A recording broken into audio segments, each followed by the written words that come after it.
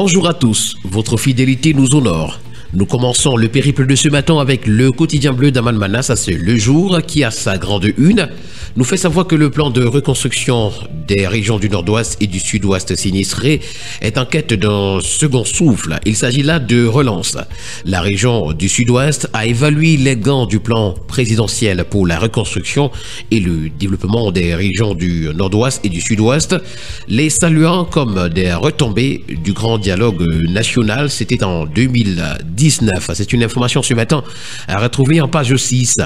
Le quotidien bleu Le Jour nous présente le casse-tête du logement à Yaoundé également.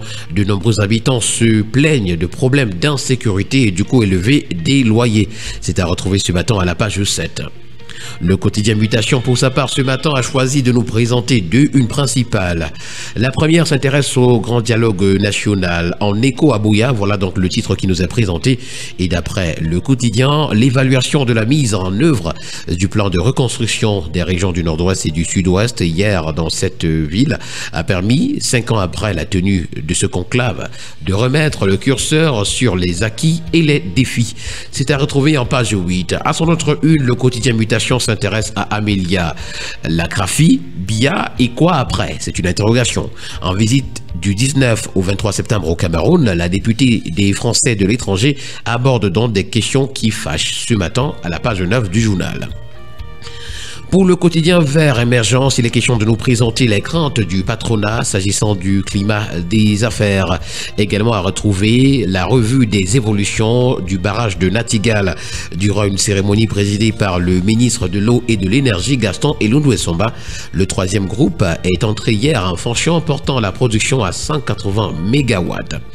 Classement FIFA également, le Cameroun perd encore des places. La gamme maritime, les pluies détruisent des ponts et puis plan de reconstruction du Nozo. On est loin du compte, nous fait savoir le journal.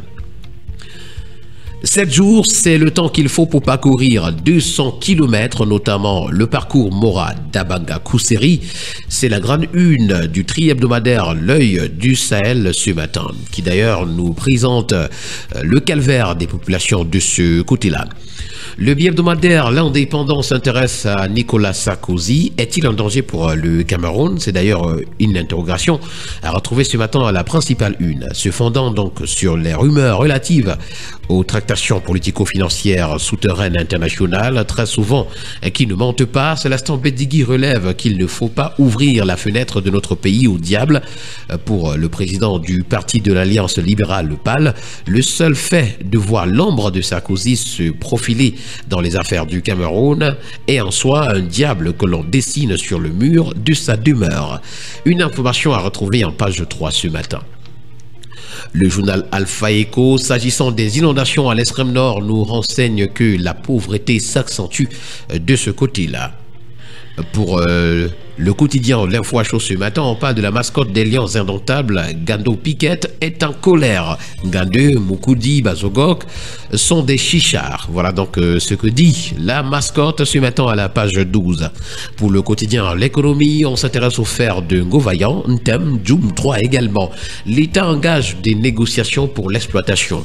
Elles ont débuté hier, 19 septembre 2024, à Ebolova, entre Foukalitus Dientroui et les responsables des sociétés Camina SA, Caminex SA et Oriol Cameroun 2 Sal.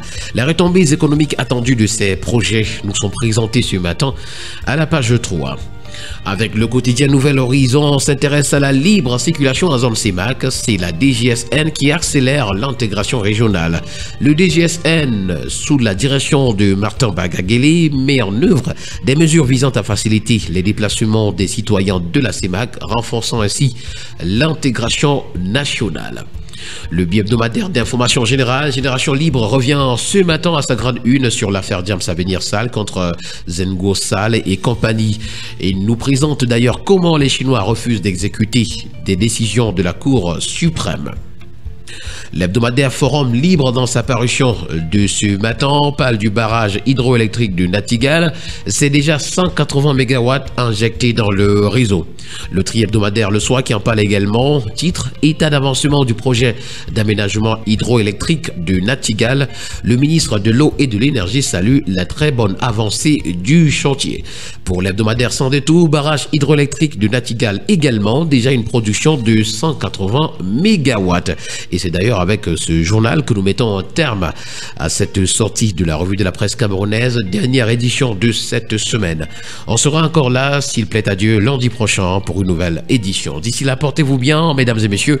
Bon week-end à tous.